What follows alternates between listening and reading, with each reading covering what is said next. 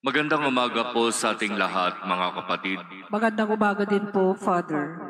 Pagkatapos ng nakakatakot na pananalasa ng super typhoon, salamat sa Diyos, ipinagkaloob niya sa atin ang biyaya na hindi tayo makaranas ng matinding hagupit nitong bagyo na ito.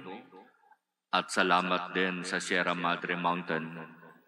Siya ang humarang at pumigil sa napakalaking pwedeng maging epekto nitong bagyo na ito.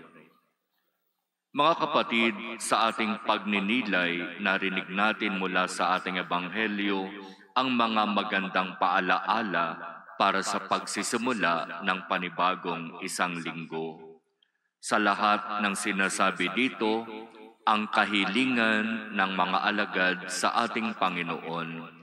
Dagdagan po ninyo ang aming pananalig sa Diyos.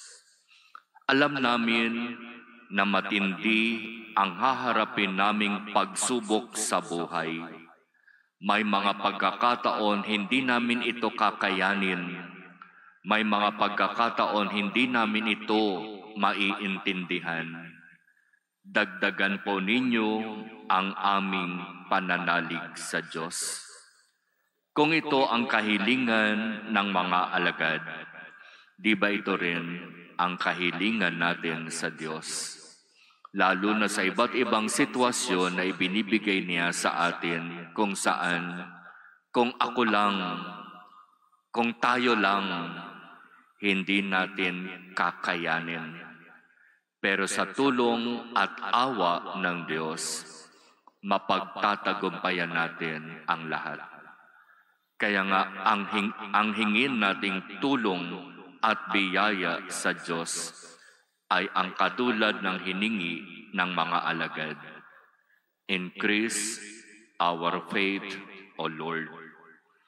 Dagdagan mo, Panginoon, ang aming pananalig upang anuman ang dumating sa aming buhay, matinding pagsubok, matinding mga karanasan o sakit, ang lahat ay makayanan at mapagtagumpayan namin dahil naniniwala at nananalig kami, nariyan ka kasama namin.